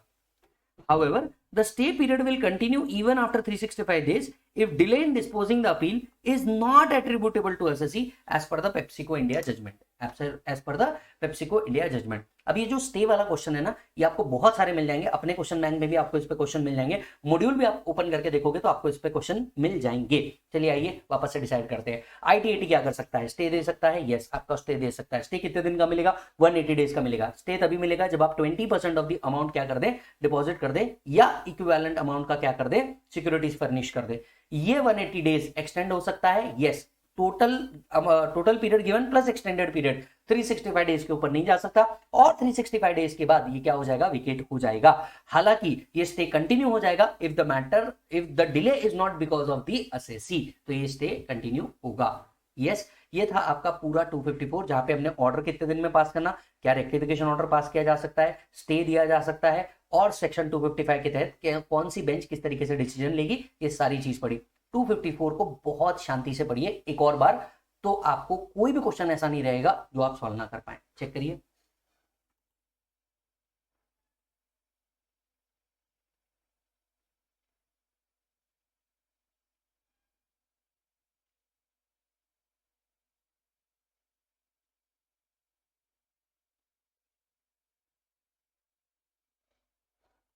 चलिए नेक्स्ट सेक्शन के ऊपर चलते हैं। Next section is appeal to high court. मैंने आपसे क्या कहा था, पहला अपील किसको जाता है, सीआईटी अपील को, दूसरा अपील किसको जाता है, आईटीएटी को। आईटीएटी के ऑर्डर से भी आप खुश नहीं हैं तो आप हाई कोर्ट में जा सकते हैं, लेकिन हाई कोर्ट कोई भी केस को तभी एक्सेप्ट करेगा when it is a substantial question of law, और ये सब्सटैंशियल क्वेश्चन ऑफ लॉ खुद हाई कोर्ट ही फ्रेम करता है। ये सब्सटैंशियल क्वेश्चन ऑफ लॉ खुद हाई कोर्ट ही फ्रेम करता है। याद कीजिए, क्योंकि आप हाई कोर्ट के अंदर में जा रहे हैं, मतलब अब जो रूल्स एप्लीकेबल होंगे वो आपको code of civil procedure applicable होगा, ना कि income tax, right. So code of civil procedure applicable होगा, ना कि इनकम टैक्स। फर्दर आप हाई कोर्ट में विद इन 120 डेज जा सकते हैं from the date of order. जैसे ही ऑर्डर आया आप 120 डेज के अंदर में हाई कोर्ट में जाइए, and high court can pass the order within such time as it think fit. वैसे हम कोर्ट की बात कर रहे हैं तो कोर्ट के लिए कोई टाइम लिमिट नहीं होगा, लॉजिकली समझ के देखना। सीआईटी के लिए टाइम लिमिट था 1 साल के अंदर में, आईटीएटी के लिए टाइम लिमिट था 4 इयर्स के अंदर में, लेकिन कोर्ट के केस में सनी पाजी ने बहुत पहले बोला है तारीख पे तारीख, तारीख पे तारीख, तो there is no final time limit by which high court should pass the order. Clear है? चेक करो। An appeal by the SSC or CIT shall lie to High Court if it is satisfied that the question involves a substantial question of law। ये MCQ में पूछा जा सकता है कि high court में कब जा सकते हैं भैया, जब क्वेश्चन ऑफ लॉ सब्सटैंशियल होगा तब। दूसरा, such appeal should be filed within 120 days from the date of which order was received. ये अपील कितने दिन में फाइल की जा सकती है, 120 डेज के अंदर ही फाइल की जा सकती है, राइट। हाई कोर्ट में determine any issue which has not been determined by ITAT or has been wrongly determined by ITAT। तो हाई कोर्ट वो दोनों मैटर को टेकअप कर सकता है which has been determined by ITAT और not properly determined by ITAT, राइट। High court के लिए provisions of code of civil procedure is applicable. ये भी मुझे लगता है एमसीक्यू में पूछा जा सकता है, क्योंकि देखो थ्योरी में आपको नहीं पूछा जा सकता, अपील बाय हाई कोर्ट पूछा ही नहीं जाएगा, सुप्रीम कोर्ट भी पूछा नहीं जाएगा। मैं आपको क्लियर कट बता चुका हूं इस सेक्शन के अंदर में आपको क्या पूछा जाएगा, या तो आपको 254 इस पूरे चैप्टर के अंदर में या तो 254 के ऊपर क्वेश्चन आना है, या तो आपको सीआईटी अपील के पावर 251 के ऊपर क्वेश्चन आना है। मैक्सिमम क्वेश्चन आपको इसी केस में आएंगे, राइट। क्या high court review and recall कर सकता है? यस, ये रिव्यू भी कर सकता है, रिकॉल भी कर सकता है। ये भी मल्टीपल टाइम पूछा हुआ सवाल है, क्या वो रिव्यू और रिकॉल कर सकता है। अब ये हाईकोर्ट के पावर रिलेटेड क्वेश्चन है, ठीक है। क्या हाईकोर्ट रिव्यू कर सकता है? यस। क्या हाईकोर्ट रिकॉल कर सकता है? यस, दोनों भी कर सकता है। क्लियर है मालिक? सो एक बार ये भी चेक कर लीजिए, अपील टू हाई कोर्ट।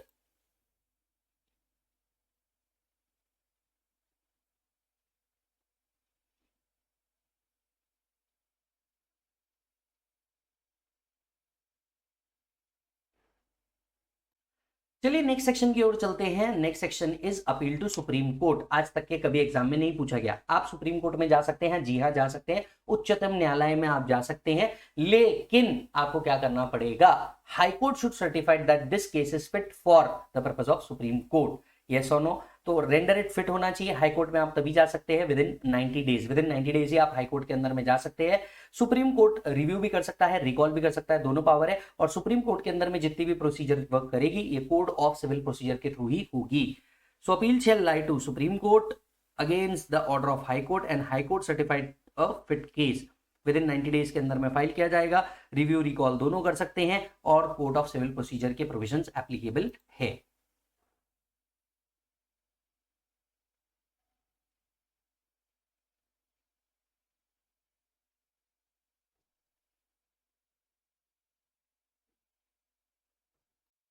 चलिए सर नेक्स्ट सेक्शन के ऊपर आते हैं। Section 268A monetary limit to file an appeal by the department. अब ये केस क्या है मैं आपको क्लियरली बताता हूँ। ये केस क्या था, देखिए होता ऐसा था कि डिपार्टमेंट की तरफ से बहुत छोटे केसेस जहां पे भी वो हार गए वो क्या कर देते थे, नेक्स्ट हायर अथॉरिटी पे अपील कर देते थे। इससे डिपार्टमेंट का बहुत सारा टाइम और पैसा खर्चा हो रहा था। तो डिपार्टमेंट क्या कर सकता है, डिपार्टमेंट के पास पावर है कि वो लिमिट लगा सकता है कि केस अगर इस मैटर के ऊपर होगा तो ही अपील फाइल होगी, नहीं तो डिपार्टमेंट की तरफ से अपील फाइल नहीं होगी। तो उन्होंने एक मॉनेटरी लिमिट लगा दिया to file an appeal by department. Department तभी केस फाइल कर पाएगा जब मॉनेटरी लिमिट वाइज हम इस लिमिट के ऊपर जा रहे होंगे, राइट। आईटीएटी के पास जाना है तभी जाओ जब 50 लाख के ऊपर का मैटर है, हाई कोर्ट में तभी जाना है जब 1 करोड़ के ऊपर का मैटर है, और सुप्रीम कोर्ट में तभी जाना है जब 2 करोड़ के ऊपर का मैटर है। ये जो मॉनेटरी लिमिट है ये चेंज होती रहती है, ये डिपार्टमेंट द्वारा फिक्स होती है। क्या एग्जाम पॉइंट ऑफ व्यू से हमें इसे याद रखना है? नहीं, यस। लेकिन इसके नीचे की जो ये लाइन लिखी है ना, इसको आपको याद रखना है क्योंकि ये केस लॉ है, ठीक है। अब ये केस लॉ क्या है मैं आपको समझाता हूँ। ये क्या केस लॉ है मैं आपको समझाता हूँ, ये वाला पार्ट आपको याद रखना है ना। अब देखिए ये एक्चुअली बर्जर पेंट्स का एक केस था। बर्जर पेंट्स का एक केस था। बर्जर पेंट्स के केस में क्या हुआ था मैं आपको बताता हूँ। हुआ ये कि ईयर 1 मॉनेटरी लिमिट ऊपर नहीं गई थी तो डिपार्टमेंट ने केस फाइल नहीं किया। डिपार्टमेंट ने केस फाइल नहीं किया। ईयर 2 मॉनेटरी लिमिट ऊपर चली गई तो डिपार्टमेंट ने केस फाइल कर दिया। बर्जर पेंट्स एसएससी कहता है कि नहीं सर आप केस फाइल नहीं कर सकते। The reason being last year में भी हमने सेम एडजस्टमेंट की थी और लास्ट ईयर में आपने क्या किया, कोई केस फाइल नहीं किया। That means you have accepted and when last year you have accepted and now you are not accepting it, there is a change in opinion and you can not do it. अगर आपको matter था तो आप last year में ये matter उठाते, last year भी तो ये केस था। डिपार्टमेंट कहता है सर लास्ट ईयर हम लोगों ने इसलिए ये केस नहीं उठाया क्योंकि मॉनेटरी लिमिट के ऊपर नहीं था और डिपार्टमेंट ने हमें क्लियर कर रखा है कि मॉनेटरी लिमिट के ऊपर है तो ही हम केस फाइल कर सकते हैं। अब ये मैटर कहता है, बर्जर कहता है ऐसा थोड़ी ना होता है, ऐसा थोड़ी ना होता है तुम्हारी जब मर जाएंगे तब तुम केस करोगे। लास्ट ईयर अगर तुमने इसको एक्सेप्ट कर लिया, तुमने कोई ऑब्जेक्शन नहीं उठाया, दैट मीन्स तुमने इस केस को एक्सेप्ट कर लिया है। लॉ मेकर को समझ में आया कि भैया ये गड़बड़ हो सकती है। उन्होंने वर्ड्स साथ साथ में एक्सटेंड किए। Just because monetary limit has not exceeded does not mean that department has accepted the view of SSC. ऐसा नहीं होता कि मॉनेटरी लिमिट ऊपर चले गई है, मॉनेटरी लिमिट ऊपर नहीं गई है और इसी के लिए वो केस फाइल नहीं कर रहे, तो इसका मतलब ये नहीं है कि डिपार्टमेंट ने आपका व्यू एक्सेप्ट कर लिया है। Department has all the right to file the cases.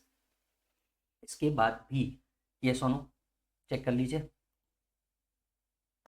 अब देख दोस्त तेरे लिए एक पावरफुल समरी बना करके लाया हूं। ये और इसके बाद का जो पार्ट है ये पूरा का पूरा पावरफुल समरी है। जेन्युइनली ये समरी को अगर 2-2 बार रीड कर लोगे, ये समरी को 2-2 बार रीड कर लोगे, अपील का कोई ऐसा क्वेश्चन नहीं हो सकता जो तुमको ना आए। अपील का कोई ऐसा क्वेश्चन नहीं हो सकता जो तुमको ना आए। ये 2 समरी, एक ये टेबल और ये एक इसके बाजू वाला जो बड़ा टेबल मैंने बना करके दिया है, ये 2 टेबल पढ़ लो, आपका सब मजा आ जाएगा। बताइए क्या एनहांस कर सकते हैं असेसमेंट? यस, सीआईटी अपील कर सकता है, लेकिन आईटीएटी नहीं कर सकता। क्यों? अरे भैया वो कोई इनकम टैक्स अथॉरिटी थोड़ी ना, कहां से एनहांस कर देगा, वो सिर्फ डिसीजन ले सकता है। क्या रिड्यूस कर सकता है? यस, ये रिड्यूस कर सकता है, बिल्कुल कर सकता है। असेसमेंट कैंसिल किया जा सकता है? Yes, all the authority can cancel the assessment. Set aside करके फ्रेश असेसमेंट डायरेक्ट कर सकता है? नो, सीआईटी अपील के not, but ITAT and high court ये कर सकते हैं। हालांकि सीआईटी अपील कर सकता है ओनली इन केस ऑफ 144 जो अमेंडमेंट आया है वो, राइट। क्या डिले कंडोन किया जा सकता है? यस। क्या फर्दर इंक्वायरीज कर सकते हैं? Yes. Rectification of mistake possible है अपनी अपनी अथॉरिटी द्वारा? यस। रिव्यू कर सकते क्या? No, no, yes. रिव्यूइंग का ऑर्डर सीआईटी अपील के पास, आईटीएटी के पास नहीं है, हालांकि हाईकोर्ट के पास है। क्या एडिशनल एविडेंस एक्सेप्ट किया जा सकता है क्या? यस। एडिशनल एविडेंस एक्सेप्ट किया जा सकता है क्या? बिल्कुल यस सर, कोई तकलीफ नहीं है। स्टे ग्रांट किया जा सकता है कि? यस, ग्रांट किया जा सकता है। रिजेक्ट किया जा सकता है क्या अपील को? यस, किया जा सकता है। रिकॉल किया जा सकता है क्या? द आंसर इज नो, हालांकि हाई कोर्ट के लिए आंसर इज यस। क्लियर है मालिक? इस साइड आइए। जबरदस्त समरी चार्ट पूरे प्रोविजन का, जितना आपने पढ़ा उतना पूरा का पूरा। सीआईटी अपील कौन कौन से सेक्शन में डील करता है? सेक्शन, अब ये चार्ट भी सिर्फ मेरा बनाया हुआ है, बहुत एक्सपीरियंस के बाद बनाया हुआ है। कहीं भी और दिख रहा है तो आप मान लीजिएगा यहीं से लिया हुआ है और हम उनको भी सलाम करेंगे, ठीक है। कौन से सेक्शन से कौन से सेक्शन में डील करता है? सीआईटी अपील 246A से लेकर 251 तक के डील करता है, आईटीएटी 252 से 255 डील करता है, हाई कोर्ट 260 पे डील करता है और सुप्रीम कोर्ट 261 262 पे डील करता है। ये दोनों की प्रोविजंस इनकम टैक्स एक्ट के अंदर में कवर होती है, जबकि ये दोनों की जो कंप्लायंस है ये कोड ऑफ सिविल प्रोसीजर के अंदर में कवर होती है। यस और नो? कौन रिप्रेजेंट कर सकता है? यहाँ पे प्रोफेशनल रिप्रेजेंट कर सकता है, यहाँ पे भी प्रोफेशनल रिप्रेजेंट कर सकता है, लेकिन यहाँ दोनों जगह पे सिर्फ एडवोकेट ही रिप्रेजेंट कर सकता है। याद होगा तो सीआईटी अपील में जाना है, फॉर्म नंबर 36 है, आईटीएटी में जाना है, फॉर्म नंबर 35 है, आईटीएटी में जाना है, फॉर्म नंबर 36 है, लेकिन हाईकोर्ट्स के लिए कोई फॉर्म नंबर आपको स्पेसिफाई नहीं किए गए हैं। क्या फीस एप्लीकेबल है? सीआईटी के पास जाना है, यस, आईटीएटी के पास जाना है, यस, और हाईकोर्ट्स में भी जाना है तो फीस एप्लीकेबल है, लेकिन ये एज पर कोर्ट होती है। इनकम टैक्स में लिखी हुई नहीं है कि इनकी फीस क्या होगी, तो ये कोर्ट बताएंगे कि इनकी फीस क्या होगी। यस और no? ITAT powers specified you need to go by hierarchy. ITAT powers is specified. Income tax में इनके भी पावर लिखे, इनकम टैक्स में इनके भी पावर लिखे, लेकिन हाईकोर्ट और सुप्रीम कोर्ट क्या क्या कर सकते हैं इसके पावर नहीं लिखे। इसके पावर 251 के अंदर में लिखे हैं, इसके पावर 254 में लिखे हैं, लेकिन हाईकोर्ट और सुप्रीम कोर्ट क्या क्या कर सकते हैं ये इनकम टैक्स में कैसे लिख सकते हैं? हायरार्की के तहत फर्स्ट अपीलेट अथॉरिटी ये है, सेकंड अपीलेट अथॉरिटी ये है, थर्ड ये है एंड फोर्थ सुप्रीम कोर्ट है। ये सोनो अथॉरिटी कौन है? सीआईटी अपील है ना। अब जेसी अपील भी होगा यहाँ पे, इसे इनकम टैक्स अथॉरिटी माना गया है। याद होगा तो ITAT, high court and supreme court is not an income tax authority with in the meaning of section 116 के तहत ये अथॉरिटी है। हालांकि इनकम टैक्स अथॉरिटीज के पावर इनके पास हो सकते हैं, ये इनकम टैक्स अथॉरिटी नहीं है। यस, कौन से क्वेश्चन लिए जा सकते हैं? Question of law, question of fact दोनों हो सकते हैं। Question of law, question of fact दोनों हो सकते हैं, लेकिन क्वेश्चन ऑफ लॉ से related last authority. High court सिर्फ क्वेश्चन ऑफ लॉ से ले सकता है, सुप्रीम कोर्ट सिर्फ वही क्वेश्चन ऑफ लॉ लेगा जो हाई कोर्ट ने फ्रेम किया है। राइट? इधर एप्लीकेशन 30 डेज के अंदर में होगा, इधर 60 डेज, एक 10 के बाद 2 मंथ्स आ जाएगा यहाँ पे 120 डेज, यहाँ पे 90 डेज। कब तक के केस डिस्पोज करना है? 1 year from the end of financial year in which appeal is filed, 4 year from the end of financial year in which appeal is filed. इसको कोई टाइम लिमिट नहीं है, आप कब तक के खत्म करते हैं। एडिशनल एविडेंस एक्सेप्ट किए जा सकते हैं, पहला आंसर नो। हालांकि 46A की कंडीशन सेटिस्फाई हो रही होगी तो आंसर इज यस। आईटीएटी ले सकता है, हाई कोर्ट ले सकता है, सुप्रीम कोर्ट ले सकता है एडिशनल एविडेंस कभी भी। राइट? आज के टाइम पे जो असेसमेंट है, राइट, कौन सी असेसमेंट? जो अपील है ये फेसलेस होती है सीआईटी अपील की। हालांकि बाकी की तीनों की जो असेसमेंट्स है ये फिजिकल होती है, जो अपील है ये फिजिकल होती है। क्लियर है? और लास्ट में दिया है पावर, क्या किया जा सकता है। लॉजिकली एग्जाम से पहले आपने बस ये पढ़ लेना, आपका मोटे मोटे तौर पे सारा प्रोविजन क्या हो जाएगा दोस्त, कवर हो जाएगा। यस मालिक। फिर आता है section 245 set of and with holding of refunds in certain cases. इसको करने से पहले एक बार चार्ट देखो। चलिए लास्ट सेक्शन में आते हैं, सेक्शन है 245 set of and with holding of refunds. अब ये क्या है? ये एक पावर है जो एओ को भी है, सीआईटी को भी है, पीसीआईटी को भी है, इनको भी है। ये क्या कर सकते हैं? ये आपका अगर कोई रिफंड ड्यू होगा तो ये रिफंड को विथहोल्ड कर सकते हैं। अब इसके अंदर में आया है अमेंडमेंट, चलिए देखते हैं। Where a refund became due, the authorities can set off the amount of refunded or against the sum payable। पहला तो आपका क्या किया जा सकता है? सेट ऑफ किया जा सकता है, जो भी आपका सम पेबल है उसके अगेंस्ट में सेट ऑफ किया जा सकता है। दूसरा, the AO during the assessment or reassessment is of the opinion that grant of refund is likely to affect the revenue। अगर उसको ऐसा लगता है कि यार अभी रिफंड दे दिया तो ये गड़बड़ हो जाएगा, he may for the reason to be recorded in writing with the previous approval of PCIT CIT can withhold the refund, right, up to the date on which assessment is made, up to the date on which assessment is made। अब यहाँ पे amendment कहाँ हुआ है? पहला amendment हुआ है is likely to opinion that grant of refund is likely to affect the revenue। ये जो पर्टिकुलर पार्ट है ये 1/10/2024 से गायब कर दिया गया है। दैट मीन्स अब सेक्शन डायरेक्टली रीड करेगा 1/10/2024 के बाद, AO during assessment or reassessment have a reason to be recorded in writing and with previous approval of PCIT may withhold the refund। अब उसको ओपिनियन रखने की जरूरत नहीं और ये ओपिनियन को लिखने की जरूरत नहीं है 1/10/2024 के बाद। अब ये रिफंड क्या होता था? पहले लिखा नहीं था, कितने दिन के लिए रोका जा सकता है ना।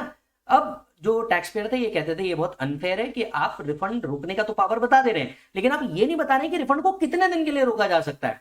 तब उन्होंने कहा 1/10 से ये भी अमेंड किया, उन्होंने कहा मैक्सिमम ये जो रोका भी जा सकेगा ये 60 डेज के लिए रोका जा सकेगा, मैक्स 60 डेज, 60 डेज के बियॉन्ड इसे रोका नहीं जा सकेगा। तो 1/10/2024 के पहले लॉ क्या था? 1/10/2024 के पहले लॉ ये था कि एओ असेसमेंट या रीअसेसमेंट के दौरान कभी भी अगर उसको ऐसा लगता है कि रिफंड आपको इशू नहीं करना चाहिए तो उसका एक ओपिनियन होना चाहिए और ये ओपिनियन उसने रिकॉर्ड करना है और आपका ये रिफंड क्या कर सकता है? वो रोक सकता है। इसके बाद 1/10/2024 के बाद क्या हो रहा है? एओ को असेसमेंट या रीअसेसमेंट के दौरान कभी भी ऐसा लगता है कि आपका रिफंड रोकना चाहिए तो वो मैक्सिमम 60 डेज के लिए रोक सकता है। काम खत्म, अमेंडमेंट खत्म। यस सर, तो इस तरीके से हम लोगों ने हमारा एक और चार्ट रिवीजन खत्म किया अपील्स का। मिलूंगा आपसे मैं अगले चार्ट रिवीजन के अंदर में। अब आपको क्या करना चाहिए? अब आपको जाना चाहिए फटाक से। हम लोगों ने क्लास के अंदर में कुछ क्वेश्चन सॉल्व किए हैं, पहले वो करो। राइट, फास्ट ट्रैक में कुछ क्वेश्चन सॉल्व किए हैं, पहले वो कर लेना। इसके बाद हम लोगों ने क्या करना है? इसके बाद हम लोगों ने आपको जो क्वेश्चन बैंक दिया है दैट इज एमआरपी, जिसमें एमटीपी, आरटीपी और क्वेश्चन बैंक का जबरदस्त कंपाइलेशन है, ये आप लोगों ने एक बार सॉल्व करना है। मैंने जो ऑडियो रिविजन्स दिए हुए दोस्तों, आपने वो ऑडियो रिविजन्स कर लेने हैं और काम खत्म। इतने में आपका काम हो जाएगा। जाते जाते वीडियो का वो जो नीचे बटन दिख रहा है उसको लाइक करके जाइए। और हाँ, ये जो चार्ट है ये आपको ekathamacademy.com या हमारे जितने भी सेंटर पार्टनर्स हैं वहां पे मिल सकता है। मिलूंगा आपसे अगले वीडियो के अंदर में, तब तक आप अपना पूरा ख्याल रखें। Bye bye.